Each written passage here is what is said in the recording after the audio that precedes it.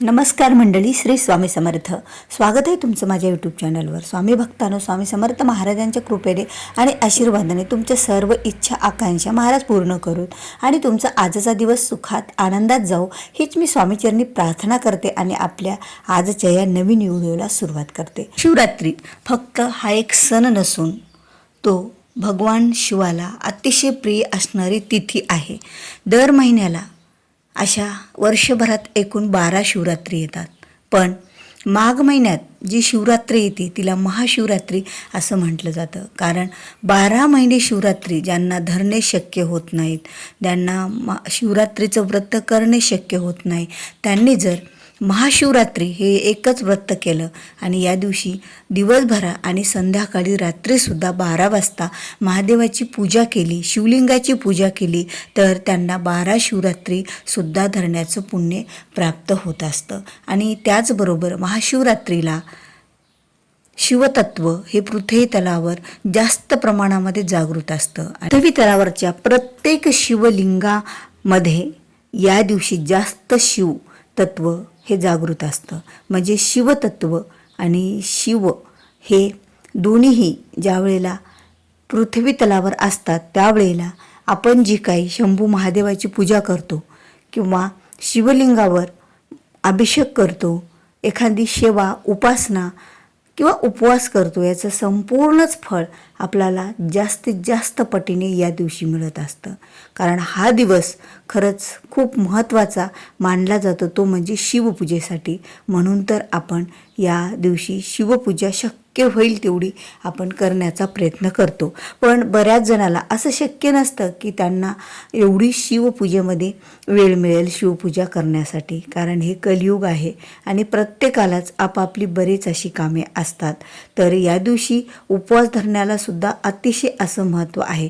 तर आता उपवास करणे प्रत्येकाला शक्य नसतं. कुणाचा आजारपण असतं, कुणाला काहीतरी एखादा अडचण असते आणि त्या अडचणी अभावी त्यांना इच्छा असून सुद्धा उपवास धरू शकत नाही, तर त्यांनी नाही धरला तरीही चालेल, जर फक्त महादेवाची उपासना केली तरी. कारण उपासनेमध्येच उपवास हा घडत असतो. पण ज्यांना खरंच शक्य आहे त्यांनी पण कुठलाच उपवास नाही धरला तरीही चालेल, पण महाशिवरात्रीचा उपवास आणि महाशिवरात्रीचं जागरण हे आपल्याला बऱ्याच गोष्टी देऊन जात असतं. आता महाशिवरात्रीला बऱ्याच पूजा, सेवा, उपासना करण्यासाठी महत्त्वाचा मानला जातो. जसं की 4 प्रहर पूजा करणे, शिवलिंगाची सकाळी 6 वाजता, दुपारचे 12 वाजता, सायंकाळची 6 वाजता आणि परत रात्रीचे 12 वाजता, अशा ह्या 4 प्रहरच्या पूजेला सुद्धा विशेष महत्त्व आहे.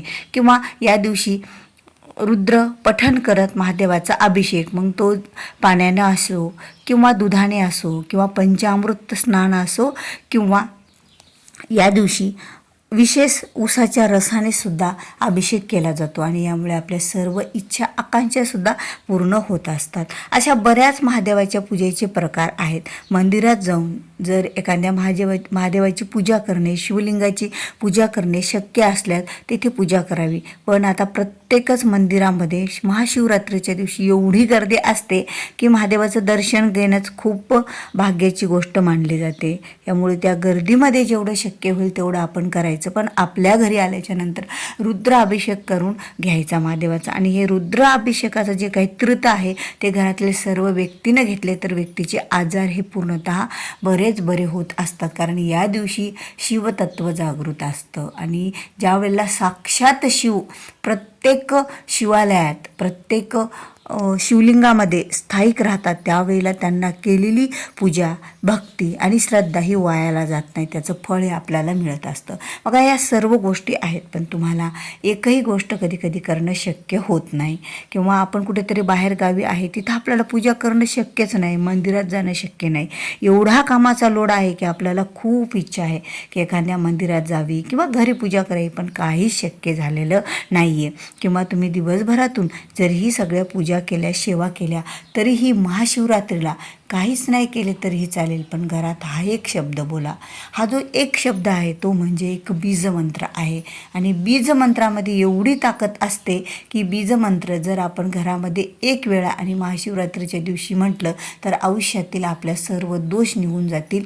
जो बीजमंत्र जो कोणी जप करेल, म्हणेल, एक शब्द बोलेल, त्याच्या आयुष्यातील सर्व दोषसुद्धा निघून जात असतात आणि महादेवाच्या कृपेने सर्व गोष्टीत खूप प्रगती होईल. आता महादेवाच्या कृपेनं सर्व गोष्टीत प्रगती म्हणजे आपले विवाह जमत नसतील किंवा आपल्याला आरोग्याच्या तक्रारी असतील, नाहीतर आपण उगीचच आपल्या कुठेतरी कोर्ट कचेरी ह्या सर्व गोष्टी होत आहेत, किंवा आपल्या घरामध्ये एखादं शैक्षणिक प्रगती होत नाही किंवा एखादं मंगल कार्य घडत नाही, अशा अनेक समस्या असतात बघा. ज्यांच्या समस्या ह्या प्रत्येकाच्या वेगवेगळ्या असतात. आता प्रत्येकाच्या समस्या आपण इथे नाही सांगू शकत. ज्यांना ज्या समस्या आहेत त्या सर्व आयुष्यातील दोष त्या समस्यावरचे निघून जातील, कारण महादेव देवता आणि या दिवशी शिवलिंगाची पूजा करणे हे विशेष मानलं जातं. तर आता कुणालाही शिवलिंगाची पूजा करणे शक्य असेल किंवा नसेल, त्यांनी सुद्धा घरामध्ये हा एक बीजमंत्र म्हणायचा आहे. आता बघा, घरातला बीजमंत्र हा कुणी म्हणावा? आता घरातील प्रत्येक व्यक्तीच हा बीजमंत्र हा एक शब्द म्हणू शकतो, पण ज्या महिलेला मासिक धर्म असेल, 4 दिवस झालेले नसतील, तर ती महिला हा बीजमंत्र म्हणू शकत नाही. किंवा तुम्हाला सूतक लागलेला आहे, तुम्हाला इर्दी पडलेली आहे, म्हणजे मग तुमच्याकडे देवपूजाच नाही आहे, तर त्यावेळेला सुद्धा तुम्ही बीजमंत्र जप करू शकत नाही आहेत. पण तुम्ही पूर्णतः म्हणजे तुम्हाला काहीच असं नाही आहे की म्हणजे तुम्ही पूर्ण शुद्ध आहेत, अशुद्धी काही तुमच्याकडे नाही आहे, पवित्रता आहे, तर यावेळेला आवर्जून घरातील प्रत्येक व्यक्तीने या मंत्राचा एक शब्द बोलावाच. कारण बीजमंत्र हा एकाच शब्दाचा असतो.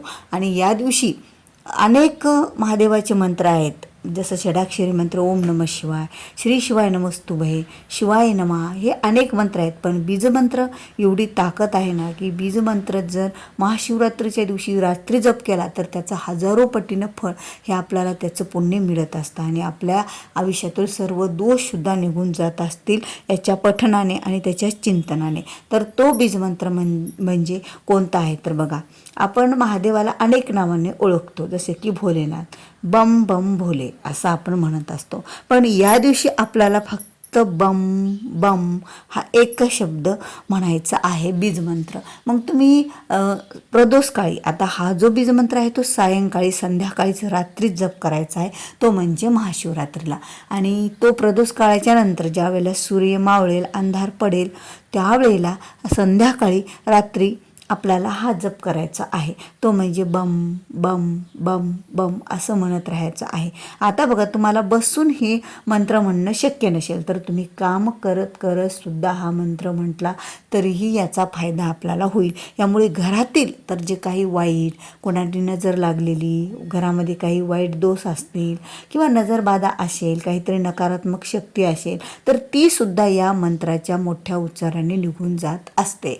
आणि जर तुमच्या अंगात काही विकार असतील, अंगामध्ये काही आजारपण असेल, कोणी करणी केलेली असेल, कोणी बाधा केलेली असेल, ह्या सर्वच गोष्टी या मंत्राच्या उच्चाराने निघून जातील. म्हणून तर आपल्या आयुष्यातील सर्व दोष निघून जातील आणि महादेवाच्या कृपेने सर्व गोष्टीत खूप प्रगती होईल. आता ज्या वेळेला घरातील दोष निघून जातील, ज्या वेळेला शरीरातील दोष निघून जातील, त्यावेळेला आपल्याला प्रत्येक कार्यामध्ये विजय प्राप्त होत असतो, यश मिळत असतो आणि सर्व गोष्टीतच मग आपली प्रगतीही व्हायला लागते. म्हणून तर आपल्याला महाशिवरात्रीला संध्याकाळी 12 वाजेलोक किंवा 2 वाजेलोक, कारण महाशिवरात्रीचं जागरण असतं, ज्यांना शक्य आहे त्यांनी जागरण करावं, निदान 12 वाजेपर्यंत तरी जागरण करावं. तसं तर ही अख्खी रात्र जरी महादेवाचं नामस्मरण करत, त्यांचा अभिषेक करत, पूजा करत जागरण केलं ना, तर खरंच आपल्याला खूप त्याचा फायदा होत असतो बघा.